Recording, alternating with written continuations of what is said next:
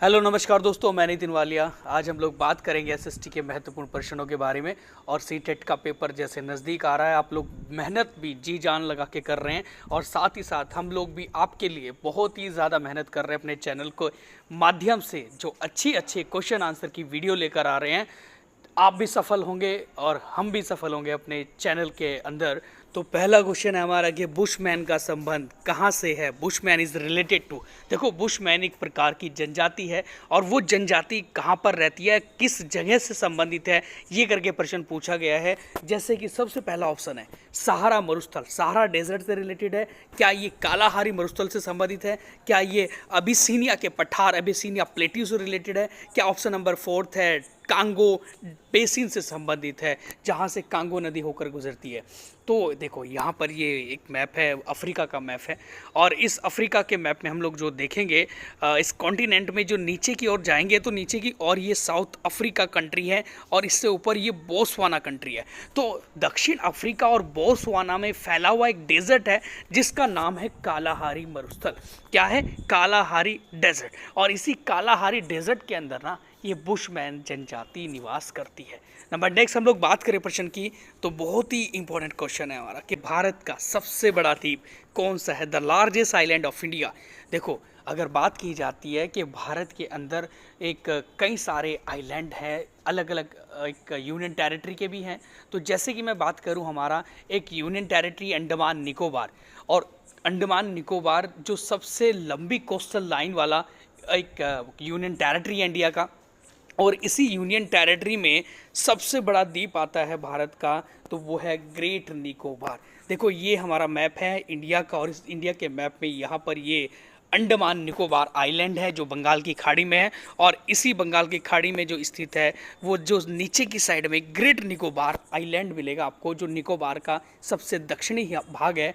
तो वो सबसे बड़ा एक आइलैंड है हमारे भारत का। और ग्रेट निकोबार में ही हमारे भारत का सबसे दक्षिणी बिंदु आता है, सबसे सदर्न मोस्ट पॉइंट आता है। तो वो कौन सा है? वो है इंदिरा पॉइंट। तो ये था इसका सही आंसर। नंबर नेक्स्ट हम लोग बात करें प्रश्न की। ओके देखिए हम लोग, अच्छा खासा प्रश्न है, बहुत बढ़िया क्वेश्चन है हमारा कि ब्रिटिश राज के अधीन स्थानांतरित कृषकों को कौन सी समस्या का सामना करना पड़ा था। देखो ब्रिटिश राज की मैं बात करूं तो जब इंडिया के अंदर ब्रिटिश रूल चल रहा था तो स्थानांतरित खेती, हम लोग एक इसको शिफ्टिंग कल्टीवेशन को कहते हैं, और स्थानांतरित खेती हमारे भारत के पूर्वोत्तर राज्यों में की जाती है, जैसे मणिपुर, मिजोरम, ये हमारा असम हो गया, मेघालय हो गया। तो इन राज्यों के अंदर जो खेती की जाती थी तो उनके ऊपर बहुत ज़्यादा शोषण, मतलब उनका बहुत ज़्यादा एक कह सकते हैं कि उनके ऊपर टैक्स लगाना या फिर उनको खेती करने से मना करना इत्यादि, बहुत ज़्यादा ऐसे करके शोषण किया जा रहा था वहाँ के कृषकों का। तो यही वो समस्या थी सबसे बड़ी, जो एक शिफ्टिंग कल्टीवेशन के लिए सबसे बड़ी समस्या रही है, या उन लोगों के लिए जिन्होंने स्थानांतरित खेती करते थे। तो ये इसका सही आंसर हो जाएगा, option number first is the right है, शोषण। ये था हमारा एक्सप्लोटेशन। नंबर नेक्स्ट हम लोग बात करें प्रश्न की, तो वो है कि गजनी के सुल्तान, गजनी साम्राज्य जो आज अफगानिस्तान के अंदर आता है, तो गजनी के सुल्तान महमूद गजनबी के द्वारा सोमनाथ मंदिर को नष्ट करने का मुख्य कारण क्या था? क्यों सोमनाथ मंदिर पर ही बार बार अटैक किया महमूद गजनबी ने? और इंडिया के ऊपर सबसे ज़्यादा बार आक्रमण करने वाला मुस्लिम शासक भी महमूद गजनबी था। तो महमूद गजनबी ने सोमनाथ के मंदिर पर ही सबसे ज़्यादा टाइम आक्रमण क्यों किया, या उसी के पीछे या लूटपाट? तो देखो सभी को पता है कि लूटने के पर्पस से महमूद गजनबी इंडिया में आया था, लेकिन इसके अलावा भी एक ऑप्शन हो सकता है। तो वो कौन सा होगा? क्या ऑप्शन नंबर फर्स्ट है कि वह उस स्थान पर एक महल बनवाना चाहता है, या फिर वो ऑप्शन नंबर सेकंड है कि वह मंदिर की वास्तुकला को पसंद नहीं करता था? क्या ऑप्शन नंबर थर्ड है कि वह इस्लामी समुदाय में प्रसिद्ध होना चाहता था? या ऑप्शन नंबर फोर्थ है कि वह उस दिव्य मंदिर को किसी अन्य प्रयोग में लाना चाहता था? तो इसका सही आंसर हो जाएगा option number third is the right है। बिकॉज क्यों क्यों देखो सुनो, क्योंकि वह इस्लामिक समुदाय में प्रसिद्ध होना चाहता था, फेमस होना चाहता था, इसीलिए। और उस साइड का जो हमारे पश्चिमी दिशा में गुजरात के अंदर आने वाला मंदिर था, जो उस टाइम का एक बहुत प्रसिद्ध मंदिर और आज भी की एक बहुत बड़ा मंदिर है हमारे भारत का, सोमनाथ मंदिर। तो उस दिशा के अंदर, उस दिशा से जो लोग आते थे पश्चिमी साइड से इंडिया के अंदर, तो उनमें वो प्रसिद्ध होना चाहता था सोमनाथ मंदिर पर अटैक कर कर। तो ये इसका सही आंसर हो जाएगा नंबर। नेक्स्ट हम लोग बात करें प्रश्न की, तो बड़ा ही अच्छा क्वेश्चन है। देखो, मध्य युग के दौरान भारत में मंदिरों को किसके केंद्र के रूप में जाना जाता था? तो जो मिडल एज थी हमारी, उसमें मंदिरों को किसके केंद्र के रूप में जाना जाता था? तो क्या वो वास्तुकला के, क्या वो सांस्कृतिक गतिविधियाँ जिसे कल्चरल एक्टिविटी के रूप में जानते थे, क्या वो ऑप्शन नंबर 3 है विदेशी व्यापार की बड़े पैमाने पर इसकी वजह से जानते थे, क्या ऑप्शन नंबर 4 है कि सूफी आंदोलन की वजह से जानते थे? तो इसका सही आंसर हो जाएगा, क्योंकि उस समय मंदिरों के ऊपर इतनी अच्छी वास्तुकला की जाती थी, इतनी अच्छी आर्ट की जाती थी, है ना, आर्किटेक्चर बहुत गजब का था एक भारत के मंदिरों का। तो इसीलिए ऑप्शन नंबर 1 इसका सही चला जाएगा, आर्किटेक्चर इसके केंद्र के रूप में जाना जाता था। नंबर नेक्स्ट हम लोग बात करें क्वेश्चन की, निम्नलिखित में से कौन सा कथन सामाजिक विज्ञापनों का उद्देश्य नहीं है? कौन सा ऐसा स्टेटमेंट है जो सोशल एडवर्टाइजमेंट का पर्पस नहीं है? तो ऑप्शन नंबर 1 है हमारा कि लोगों के दृष्टिकोण व व्यवहार में परिवर्तन करना, क्योंकि यह एक व्यक्ति या अन्य व्यक्ति को प्रभावित करते हैं। या ऑप्शन नंबर 2 है कि सामाजिक समूह व सामाजिक तंत्र को लक्ष्य बनाना। क्या ऑप्शन नंबर 3 है कि व्यक्तिगत व्यावसायिक लाभ के लिए, व्यक्तिगत, देखो व्यक्तिगत होता है इंडिविजुअल, मतलब पर्सनल व्यावसायिक लाभ के लिए सामाजिक विज्ञापन वाली साइटों पर उत्पाद का विज्ञापन देना। क्या ऑप्शन नंबर 4 है जन साधारण के सदस्यों को ऐच्छिक सामाजिक गतिविधि में व्यस्त रहने के लिए अभिप्रेरित करना? तो क्या इसका सही आंसर हो जाएगा? Option number 3 is the right है। क्यों? क्योंकि इसके अंदर व्यक्तिगत व्यावसायिक, जो पर्सनल व्यावसायिक लाभ के लिए सामाजिक विज्ञापन वाली साइटों पर उत्पाद का विज्ञापन देना। देखो, जो सामाजिक विज्ञापन वाली है जिसमें सभी समूह में विज्ञापन दिए जाते हैं, ना कि कोई पर्सनल इंडिविजुअल किसी के व्यवसाय का वहाँ पर एक क्या दिया जाता है कि वहाँ कोई एडवर्टाइज़ किया जाता है। तो इसलिए ये गलत हो जाएगा, क्योंकि यहाँ इंडिविजुअल व्यावसायिक लाभ के लिए ये साइट नहीं बनाई गई है, ये सामाजिक साइट है। तो ये इसका सही, मतलब यहाँ पर ये ऑप्शन ये है बिल्कुल गलत, जो गलत पूछा हुआ है, कौन सा नहीं था उद्देश्य, तो ये नहीं उद्देश्य रहा है। तो नंबर नेक्स्ट हम लोग बात करें क्वेश्चन की। ओके, बहुत ही बढ़िया। यह निम्नलिखित में से कौन सी प्राथमिक आर्थिक गतिविधि नहीं है? Which of the following is not primary economic activity? देखो, यहाँ पर मैं आपको पहले बता दूं कि हमारे एक भारत के अंदर ना एक पूरे के पूरे इकोनॉमिक एक्टिविटी को 3 समूह में बांटा गया है, या इसको हम लोग कहते हैं इकोनॉमिक सेक्टर। तो हमारे 3 सेक्टर है, एक प्राइमरी सेक्टर है, एक सेकेंडरी सेक्टर है और एक टर्शियरी सेक्टर है। तो यहाँ पर प्राइमरी सेक्टर के अंदर जो चीज़ें आती हैं, एक तो आ जाता है हमारा वो खनन भी आता है, माइंस, जहाँ से हम लोग कोई चीज़ें निकालते हैं मिट्टी से। उसके अलावा कृषि भी इसमें आ जाती है, एग्रीकल्चर, एंड मछली पालन भी हमारे प्राइमरी सेक्टर के अंदर आता है। लेकिन व्यापार जो है वो सेकेंडरी सेक्टर के अंदर आता है, या फिर हम लोग ये कह सकते हैं कि जो व्यापार, ट्रेड, बिजनेस इत्यादि जो है वो पूरा का पूरा सेकेंडरी पर्पस उसमें आता है, सेक्टर में। तो इसलिए यहाँ पर ये प्राइमरी सेक्टर का भाग नहीं है। ऑप्शन नंबर 2 इसका जो है, मतलब व्यापार जो है, इसका यहाँ गलत हो जाएगा। तो नंबर नेक्स्ट हम लोग बात करें प्रश्न की, निम्नलिखित में से कौन सा कथन बाजार शब्द का परिचय देता है? तो which of the following statement introduce the word market? तो यहाँ पर ऑप्शन नंबर 1 है कि एक ऐसा स्थानीय क्षेत्र जो उद्योग की स्थापना के लिए स्थितियों को अनुकूल बनाता है। या ऑप्शन नंबर 2 है कि उद्योगपतियों द्वारा निर्मित माल को बेचा जाना। क्या ऑप्शन नंबर 3 है उद्योग द्वारा उत्पादित विशेष प्रकार की वस्तुओं का संभावित व्यापार? ये इसका बिल्कुल सही हो जाएगा, आगे बढ़ने की हमें ज़रूरत नहीं है। क्यों? क्योंकि हमारी बात की गई है कि बाजार शब्द का परिचय क्या है या बाजार क्या होता है। तो यहाँ पर इसका सही आंसर हो जाएगा कि उद्योगों के द्वारा जो उत्पादित विशेष प्रकार की वस्तु होती हैं और उन वस्तुओं को हम लोग बेचते और खरीदते हैं, तो वही हमारा क्या कहलाता है? बाजार शब्द कहलाता है। तो नंबर नेक्स्ट हम लोग बात करें प्रश्न की, 4 अलग अलग शिक्षिका के द्वारा औद्योगिकरण विषय पढ़ने के लिए निम्नलिखित उपागमों में से कौन सा शैक्षिक उपागम सबसे उचित है।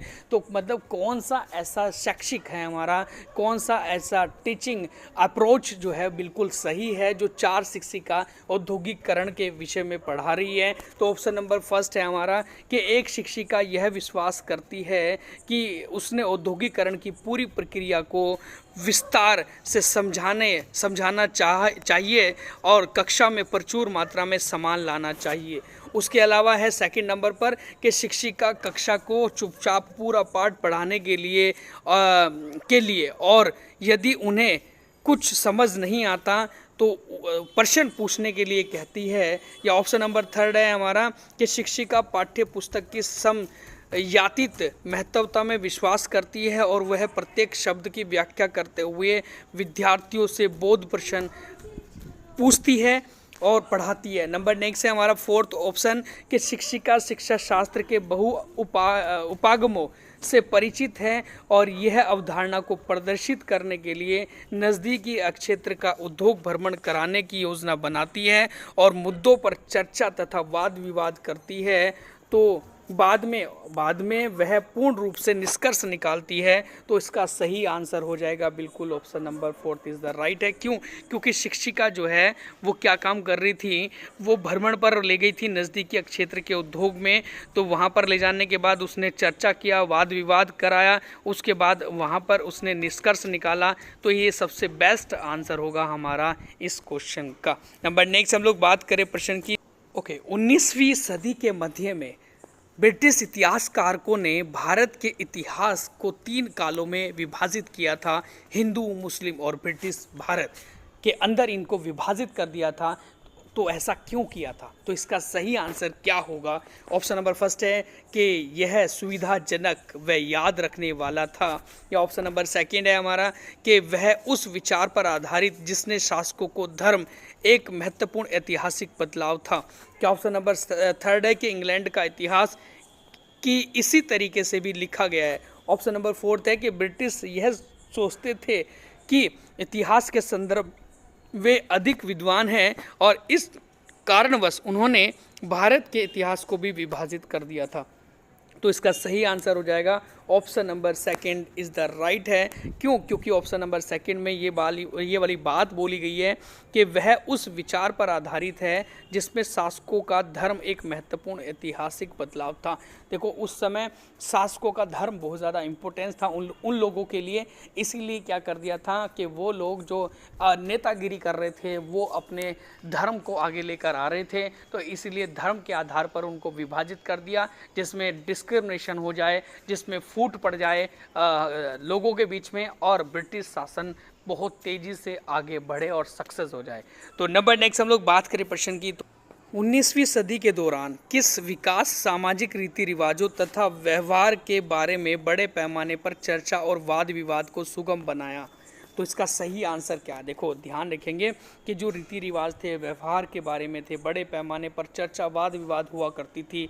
तो वो किसके माध्यम से हुआ करती थी? क्या वो पत्रिका के, मैगजीन, क्या वो रंगमंच, नाटक, क्या वो फिल्म, क्या वो रेडियो के माध्यम से? तो इसका सही आंसर होगा option number first is the right है। मैगजीन्स, पत्रिकाएं छपा करती थी और उसी के माध्यम से वाद विवाद, रीति रिवाजों के बारे में जानकारी दी जाती थी। जैसे आज के टाइम में ट्विटर, यूट्यूब, हमारे इंस्टाग्राम, टेलीग्राम या फिर हमारे फेसबुक इत्यादि चल रहा है। तो उस समय सिर्फ एक ही सोर्स हुआ करता था मेन, वो था पत्रिका या मैगजीन्स। नंबर नेक्स्ट हम लोग बात करें क्वेश्चन की। निम्नलिखित में से कौन सी रणनीति का प्रयोग राजा राम मोहन राय जैसे समाज सुधारकों के द्वारा महिलाओं के विरुद्ध होने वाले सामाजिक अन्याय, जिसे हम लोग कह सकते हैं सती प्रथा, के विरुद्ध आंदोलन में प्रयोग किया जाता था? तो इसका सही आंसर क्या होगा? वो किसको प्रयोग में लाया करते थे? उस आंदोलन को करते हुए जो महिलाओं के अन्याय पर उन्होंने जो आंदोलन छेड़ा कि भाई महिलाओं का अन्याय हो रहा है, महिलाओं के साथ में दुर्गति हो रही है महिलाओं की, उनकी सती प्रथा इत्यादि ऐसे करके कुरीतियाँ जो हुआ करती थी उनसे बचने के लिए उन्होंने आंदोलन छेड़ा था। तो वो आंदोलन किसके बेस पर था? मतलब उसके अंदर क्या चीज़ वो लाया करते थे? वे सामाजिक वातावरण की मदद लेते थे क्या वो सेकेंड है वो सरकार के प्रभाव का प्रयोग करते थे? क्या ऑप्शन नंबर थर्ड है कि प्राचीन धार्मिक ग्रंथों उदाहरण या फिर श्लोकों से अपनी बात को सिद्ध करते थे, जैसे कोई ऋग्वेद, यजुर्वेद, सामवेद, अथर्ववेद इत्यादि इन सब के, या उपनिषद हो गया, महाभारत, रामायण, इनके अंदर की जो बातें लिखी हुई है उनका वो एक उदाहरण दिया करते थे, उन श्लोकों के बारे में बताया करते थे कि महिलाओं की स्थिति कितनी बेहतर थी पहले टाइम पे, लेकिन बीच में आते आते महिलाओं की स्थिति को ख़राब किया गया। ठीक है, तो वो ऐसे एग्जाम्पल देकर इस आंदोलन को चलाते थे। तो इसका सही आंसर हो जाएगा option number 3 is the right है। नंबर नेक्स्ट हम लोग बात करें प्रश्न की, तो वो है कि निम्नलिखित प्रश्न एक अध्याय के अंत में, एक निम्नलिखित प्रश्न है उसके अध्याय के रूप में या अध्याय के अंत में आज चर्चा करें शीर्षक के अंतर्गत, देखो आज चर्चा करें एक शीर्षक है, उसके अंतर्गत दिया गया है आपके विचार में साधारण पुरुष तथा स्त्री आमतौर पर अपने कार्य का विवरण क्यों नहीं रखते हैं या रखते थे, इस प्रश्न को पूछने की सार्थकता क्या है। तो ऐसे प्रश्न क्यों पूछे जा रहे हैं, देखो आज का एक टॉपिक है, जैसे चर्चा करेंगे, आज चर्चा करें, तो आज जो चर्चा की जा रही है इस प्रश्न के माध्यम से वो इस पर की जा रही है कि पुरुष और स्त्री आमतौर पर अपने कार्य का विवरण क्यों नहीं रखा करते थे। इस प्रश्न को पूछने की सार्थकता क्या है, क्यों ये प्रश्न पूछा जा रहा है। तो ऑप्शन नंबर फर्स्ट है कि इस प्रकार के प्रश्न अनुमान लगाने के प्रोत्साहित करते हैं, इसलिए इन्हें नहीं देना चाहिए। इसलिए ऑप्शन नंबर सेकंड है हमारा कि यह दर्शाता है कि सामान्य पुरुष व महिलाएं सामान्य जीवन जीते थे और उनके पास कुछ भी महत्वपूर्ण नहीं था जिसके बारे में वो लिख सके। ऑप्शन नंबर हमारा थर्ड है कि यह बेहतर होगा कि एक परिचर्चा आरंभ किए जाए और तथा छात्र को अपने तर्क प्रस्तुत करें। उसके अलावा ऑप्शन नंबर फोर्थ है कि ये प्रश्न जिनका एक तय उत्तर न हो विद्यालयों को नहीं दिए जाने चाहिए, क्योंकि ऐसे प्रश्न छात्रों को मित करते हैं, गुमराह करते हैं। तो इसका सही आंसर क्या होगा, तो इसका सही आंसर हो जाएगा option number second is the right है, क्योंकि यह दर्शाता है कि सामान्य पुरुष और महिलाएं सामान्य जीवन जीते थे उस टाइम पर और उनके पास कुछ भी ऐसा महत्वपूर्ण नहीं था जिसके बारे में वो लिख पाते। तो ये इसका सही आंसर है। नंबर नेक्स्ट हम लोग बात करें प्रश्न की, कौन से प्रश्न छात्रों में आलोचनात्मक चिंतन को विकसित नहीं करते हैं। देखो आलोचनात्मक चिंतन, क्रिटिकल थिंकिंग और बहुत ही महत्वपूर्ण होते हैं हमारे। तो ऐसे कौन से प्रश्न हैं जो आलोचनात्मक चिंतन को, फैलाव वाले चिंतन को विकसित नहीं करते हैं। तो क्या ऑप्शन नंबर फर्स्ट, देखो यहाँ पर ये परीक्षितोत्तर लिखा प्रश्न है, यहाँ पर ये परिसीमित प्रश्न है, लिमिट क्वेश्चन जिसे कहते हैं, जिसकी एक लिमिट होती है, जो एक ऑब्जेक्टिव क्वेश्चन है, केवल हमें ऑप्शन दिए जाते हैं उसमें हमें छांटने होते हैं। तो ये यहाँ पर परिसीमित दिया गया पहले वाले में, और यही इसका सही आंसर हो जाएगा, क्योंकि मुक्तोत्तर ओपन एंडेड प्रश्न, तो क्वेश्चन जो हमारे होते हैं वो तो हमारे लिए ज़रूरी हैं, क्योंकि आलोचनात्मक चिंतन जो है फैलाव वाला चिंतन होता है एक प्रकार का। तो यहाँ पर क्या हो जाएगा, मुक्तोत्तर प्रश्न इसके लिए सही हो जाएंगे। ऑप्शन नंबर जो थर्ड था, अन्वेषणात्मक प्रश्न जिसे एक्सप्लोरटरी क्वेश्चंस कह रहे हैं, कि जो खोज पड़ताल वाले होते हैं तो वो भी एक बहुत बड़े फैलाव वाले होते हैं। ऑप्शन नंबर फोर्थ है कि अभिसारी प्रश्न जिसे एक अभिसारी, देखो कन्वर्जेंट क्वेश्चन, जो कारण बताओ वाले प्रश्न होते हैं लेकिन उत्तर उनका एक सीमा के अंदर होता है। तो एक कारण बताओ वाले होंगे तो इसका मतलब कहीं ना कहीं पे वो थोड़े बहुत उनका स्टेटमेंट जो होगा एक क्रिटिकल थिंकिंग वाला होगा। तो इसीलिए तीनों चीज़ें तो हमारी सही है, लेकिन इसमें कौन सा गलत है, ऑप्शन नंबर फर्स्ट इसका गलत था। नंबर नेक्स्ट हम लोग बात करें प्रश्न की, तो वो है कि कक्षा में लैंगिक भूमिका की चर्चा करते समय, लैंगिक भूमिका की चर्चा करते समय शिक्षक को किस बात पर जोर देना चाहिए या बल देना चाहिए। तो ऑप्शन नंबर फर्स्ट है कि स्त्री व पुरुष के भिन्न व्यवसाय होते हैं, इस पर, या ऑप्शन नंबर सेकंड है कि लड़कों को विद्यालय जाना चाहिए क्योंकि वे भविष्य के परिवार के लिए धन अर्जित करते हैं। ऑप्शन नंबर थर्ड है हमारा, समाज में व्याप्त लैंगिक रूढ़िबद्धता को सार्थक रूप से संबंधित करने की आवश्यकता होती है। तो ये इसका बिल्कुल सही आंसर चला जाएगा, option number third is the right है, क्योंकि ऑप्शन नंबर थर्ड में ये वाली बात बोली गई है कि समाज में व्याप्त जो लैंगिक रूढ़िबद्धता है उसको सार्थक रूप से, उसको एक मीनिंगफुल, उसको ईजी तरीके से संबंधित करने की आवश्यकता है। तो ये इसका सही आंसर हो जाएगा। नंबर नेक्स्ट हम लोग बात करें प्रश्न की, तो बड़ा ही अच्छा क्वेश्चन है हमारा कि एनसीईआरटी की सामाजिक और राजनीतिक जीवन पाठ्य पुस्तकों का उपागम क्या है, ये उपागम यहाँ पर ध्यान रखेंगे। जो एनसीईआरटी की सामाजिक और राजनीतिक जीवन वाली पाठ्य पुस्तक है उसका उपागम क्या है, उसका अप्रोच क्या है। तो ऑप्शन नंबर फर्स्ट है हमारा कि शिक्षार्थी द्वारा पूछे गए प्रश्नों का सही उत्तर देना, क्या ये, क्या ऑप्शन नंबर सेकेंड है पाठ की तथ्यात्मक विषय वस्तु पर शिक्षार्थी का ध्यान केंद्रित करना, क्या ये, क्या ऑप्शन नंबर थर्ड है कि एक अवधारणा का उपसंहार करने के लिए परिभाषाओं का प्रयोग करना, क्या ये, क्या ऑप्शन नंबर फोर्थ है कि अवधारणा को स्पष्ट करने के लिए केस अध्ययन मतलब केस स्टडी जिसे कहते हैं तथा कथाओं का प्रयोग करना। तो ये इसका सही आंसर हो जाएगा, option number fourth is the right है। क्यों, क्योंकि ऑप्शन नंबर फोर्थ में ये वाली बात बोल दी गई है कि अवधारणाओं को कंसेप्ट को स्पष्ट करने के लिए केस स्टडी की जाए और कथाओं का प्रयोग किया जाए। तो एनसीईआरटी सामाजिक और राजनीतिक पाठ्य पुस्तकों की जो अप्रोच है वो ऐसी होनी चाहिए। नंबर नेक्स्ट हम लोग बात करें क्वेश्चन की, तो अच्छा क्वेश्चन है, बहुत बढ़िया है। निम्नलिखित में से कौन सा प्रश्न छात्रों को आलोचनात्मक चिन्ह या आलोचनात्मक जो एक हमारा सिग्नल होता है की क्षमता को विकसित करने में सहायता करता है, कौन सा ऐसा चिन्ह है हमारा। तो ऑप्शन नंबर फर्स्ट है सभी संक्रामक लिखित रोग जल जनित होते हैं, यह कथन सत्य या असत्य विकसित है।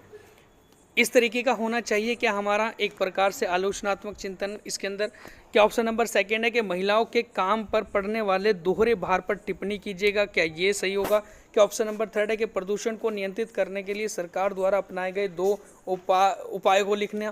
क्या ऑप्शन नंबर फोर्थ है कि भारतीय स्वास्थ्य शिक्षा में सरकार की क्या भूमिका है, क्या ये होगा। देखो ध्यान रखेंगे कि आलोचना की जा रही है, एक क्रिटिकल जिसे कह सकते हैं या क्रिटिसाइज जिसे कह सकते हैं, तो क्रिटिसाइज चिन्ह क्षमता जो है वो दर्शाता है ऑप्शन नंबर सेकंड को। क्यों, क्योंकि ऑप्शन नंबर सेकंड में कहा गया है कि महिलाओं के काम पर पड़ने वाले दोहरे भार, एक घर का भार और एक बाहर का भार पर टिप्पणी कीजिएगा। तो यहाँ पर वो जब टिप्पणी करेंगे तो आलोचनात्मक एक प्रकार के चिन्ह क्षमता को विकसित करने वाले चीज़ों में सहायता करेगा यहाँ पर ये वाली टिप्पणी। तो नंबर नेक्स्ट हम लोग बात करें प्रश्न की, तो बड़ा ही अच्छा क्वेश्चन है हमारा कि आप कक्षा 8वीं के छात्रों को विविधता में एकता का पाठ पढ़ा रहे हैं।